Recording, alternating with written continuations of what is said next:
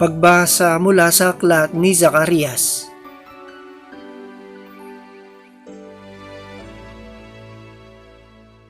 Ito ang ipinasasabi ng Panginoon. Darating sa Jerusalem ang mga taga-iba't ibang bayan. Sila'y magyayayaan. Tayo na sa Panginoon. Hanapin natin siya at mamanhik tayo sa Kanya. Ako man ay pupunta roon. Maraming tao at bansang makapangyarihan ang pupunta sa Jerusalem upang dumulog sa Panginoon. Sa araw na yaon, 10-10 dayuhan ang mangungunyapit sa bawat Hudyo at makikiusap na isama sila dahil sa balitang ang mga Hudyo ay pinapatnubayan ng Diyos. Ang salita ng Diyos. Salamat sa Diyos. Salmong Tugunan.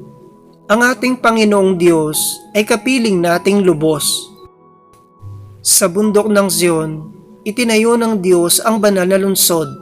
Ang lungsod na ito'y higit niyang mahal sa alinmang bayan ng angkan ni Jacob. Kaya't iyong dinggin ang ulat sa iyong mabubuting bagay, o lungsod ng Diyos. Ang ating Panginoong Diyos ay kapiling nating lubos.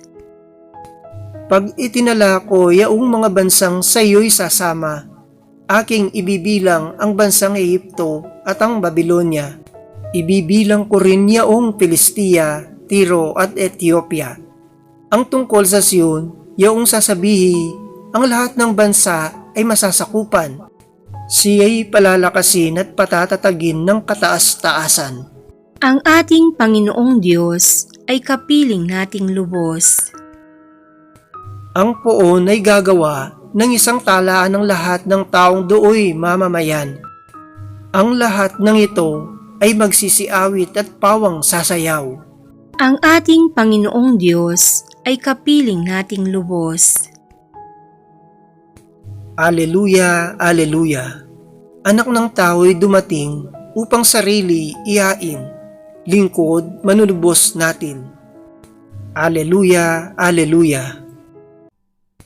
Ang mabuting balita ng Panginoon ayon kay San Lucas. Nang nalalapit na ang panahong iakyat si Jesus sa langit, ipinasya niyang pumunta sa Jerusalem.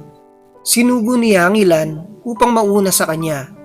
Humayo sila at pumasok sa isang nayon sa Samaria upang ipaghanda siya ng matutuluyan.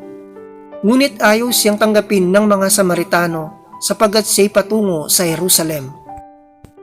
Nang makita ito ni Santiago at Juan ay kanilang sinabi, Panginoon, payag ba kayong magpababa kami ng apoy mula sa langit upang pugnawin sila?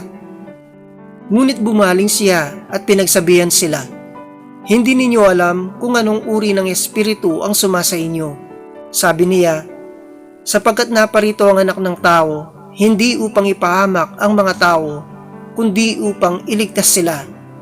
At nagtungo sila sa ibang nayon.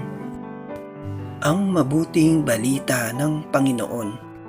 Pinupuri ka namin, Panginoong Hesukristo.